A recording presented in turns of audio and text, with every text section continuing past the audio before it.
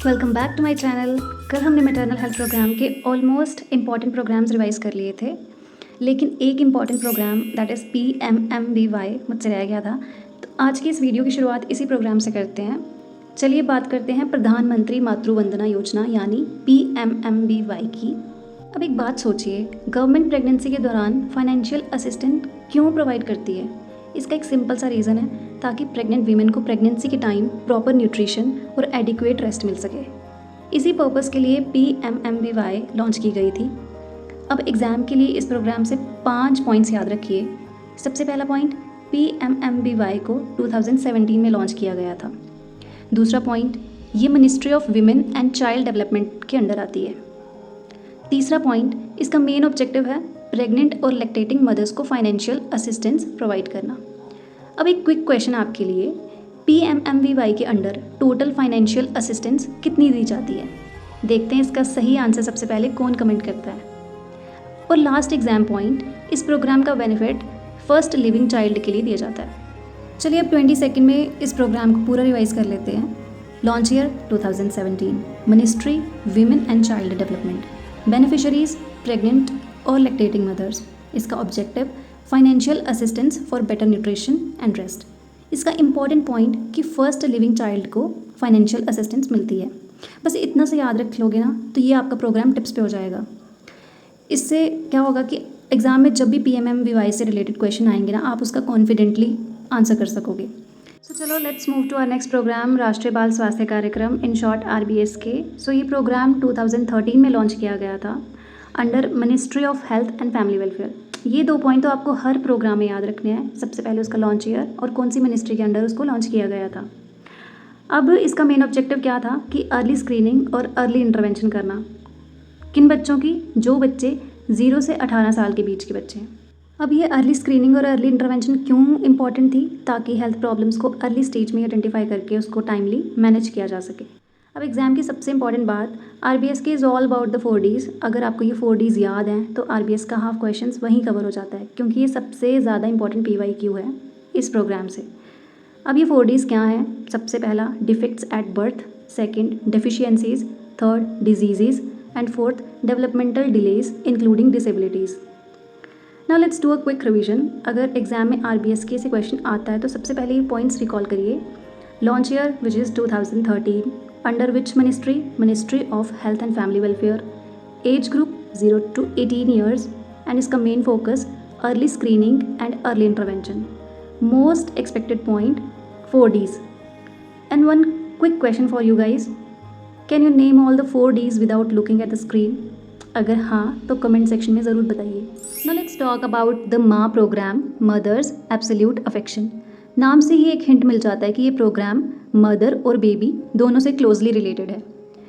ये प्रोग्राम 2016 में लॉन्च किया गया था under ministry of health and family welfare. And the main aim of this programme is to promote breast feeding and ensure करना कि हर मदर को ब्रेस्ट फीडिंग से रिलेटेड करेक्ट काउंसलिंग और सपोर्ट मिल सके। अब एग्ज़ाम की सबसे इंपॉर्टेंट लाइन, माँ programme is equals to exclusive breast feeding, यानी बेबी को बर्थ से लेकर फर्स्ट 6 मंथ्स तक सिर्फ मदर्स मिल्क रिकमेंड किया जाता है। और यही इस प्रोग्राम का सबसे इम्पॉर्टेंट पॉइंट है। इस प्रोग्राम का फोकस सिर्फ अवेयरनेस क्रिएट करना नहीं है, बल्कि मदर्स को प्रॉपर गाइडेंस और सपोर्ट प्रोवाइड करना भी है, ताकि ब्रेस्ट फीडिंग प्रैक्टिसेस इम्प्रूव हो सकें। अब हम माँ प्रोग्राम को 5 पॉइंट्स में कंबाइनली रिवाइज कर लेंगे और इसके बाद आपको इसमें से कुछ भी ज़्यादा पढ़ने की नीड नहीं पड़ेगी। सबसे पहले इसका लॉन्च ईयर जो हमने पहले डिस्कस किया which is 2016, and second ministry, and ये कौन सी मिनिस्ट्री के अंडर आता है? Ministry of health and family welfare. Third point इसका मेन एम, सो इसका मेन एम क्या था? To promote breast feeding. And fourth point, most expected point, exclusive breast feeding for the 6 months, first 6 months. अब इसका की focus क्या था? Counselling करना और सपोर्ट करना मदर्स को। हमने पूरा प्रोग्राम पढ़ लिया। अब मैं आपसे 2 क्वेश्चन पूछूंगी और उसका आंसर आपने कमेंट सेक्शन में लिखना है। पहला क्वेश्चन, माँ प्रोग्राम की फुल फॉर्म क्या है? और दूसरा क्वेश्चन कि ब्रेस्ट फीडिंग कितने मंथ्स तक रिकमेंड की जाती है। Now let's move towards the RMNCHA programme. ये प्रोग्राम एग्जाम के लिए काफ़ी इंपॉर्टेंट है, क्योंकि इसकी फुल फॉर्म और इसका कॉन्सेप्ट दोनों ही क्वेश्चन इनसे बन सकते हैं। ये दोनों ही तरह से क्वेश्चन पूछे जा सकते हैं। RMNCHA स्टैंड्स फॉर अब आप इसको ध्यान से सुनिए। R से रिप्रोडक्टिव, M से मैटरनल, N से न्यूबॉर्न, C से चाइल्ड और A से एडोलेसेंट हेल्थ। इस प्रोग्राम को नेशनल हेल्थ मिशन यानी NHM के अंडर इम्प्लीमेंट किया जाता है। अब समझते हैं कि इस प्रोग्राम की नीड ही क्यों पड़ी। तो पहले क्या होता था, पहले हेल्थ सर्विसेज अलग अलग प्रोग्राम्स के थ्रू दी जाती थी। RMNCHA का ऑब्जेक्टिव था कि इन सर्विसेज को एक कंटिन्यूम ऑफ केयर में लाना, मतलब एक पर्सन की हेल्थ को सिर्फ प्रेगनेंसी तक नहीं बल्कि एडोलेसेंट स्टेज से लेकर reproductive age, pregnancy, child birth, newborn और चाइल्ड हेल्थ तक कंटिन्यूसली सपोर्ट करना। इसी वजह से इसके नाम के एंड में प्लस ऐड किया गया है। ये कंटिन्यूम ऑफ केयर और डिफरेंट हेल्थ सर्विसेज का इंटीग्रेशन को रिप्रेजेंट करता है। दो चीज़ें जो हमारी रहेगी वो इसमें ऐड करेंगे कि इसका लॉन्च ईयर 2013 और ये किस मिनिस्ट्री के अंडर काम कर रहा है। ये ministry of health and family welfare के अंडर काम करता है। अब इस प्रोग्राम के 5 पिलर याद रखिए। R से रिप्रोडक्टिव हेल्थ, M से मैटरनल हेल्थ, N से न्यूबॉर्न हेल्थ, C से चाइल्ड हेल्थ, A से एडोलेसेंट हेल्थ। एग्जाम में अगर RMNCHA से क्वेश्चन आए तो इन पॉइंट्स को कभी मिस मत कीजिए। इसका क्विक रिवीजन कर लेते हैं हम। फुल फॉर्म इसका reproductive, maternal, newborn, child and adolescent health, implemented under national health mission. इसका की कॉन्सेप्ट कंटिन्यूम ऑफ केयर, जो प्लस साइन शो बीच में होता है RMNCH प्लस A, तो वो प्लस साइन किसको रिप्रेजेंट करता है, integration of health services across different stages of life. ठीक है, वो सब स्टेजेस को इंटीग्रेट करके रख रहा है, मतलब रिप्रोडक्टिव हेल्थ से लेकर एडोलेसेंट तक। अब इसमें 5 पिलर्स जो हमने बहुत बार पढ़ लिए, मैं फिर से बोल रही हूँ ताकि आपको यहीं पे सब कुछ याद हो जाए। Reproductive, maternal, newborn, child and adolescent health. एक क्विक क्वेश्चन आपके लिए, RMNCH प्लस A में प्लस का साइन किस कॉन्सेप्ट को रिप्रेजेंट करता है? ये मैंने आपको बताया है, बस इसलिए पूछ रही हूँ सो दैट आपको ये अभी से याद हो जाए, क्योंकि इस तरीके से क्वेश्चंस ना नॉर्सेट में काफ़ी बार पूछे जाते हैं। जैसे इमीडिएट कंगारू केयर थी जो, उसमें I किसको रिप्रेजेंट करता है, RMNCH में A किसको रिप्रेजेंट करता है, इस तरीके के क्वेश्चंस। चलो ये प्रोग्राम हम यहीं पे ख़त्म करते हैं, आप इसको अच्छे से रिवाइज़ करिए। Now let's move to RKS के राष्ट्रीय किशोर स्वास्थ्य कार्यक्रम। अब तक हम मैटरनल और चाइल्ड हेल्थ प्रोग्राम्स डिस्कस कर चुके हैं, लेकिन एक इम्पॉर्टेंट एज ग्रुप अभी भी बचता है, दैट इज़ एडोलेसेंट्स। इसी गैप को कवर करने के लिए RKS के लॉन्च किया गया था। ये प्रोग्राम 2014 में लॉन्च हुआ था under ministry of health and family welfare, और इसको नेशनल हेल्थ मिशन के थ्रू इम्प्लीमेंट किया जाता है।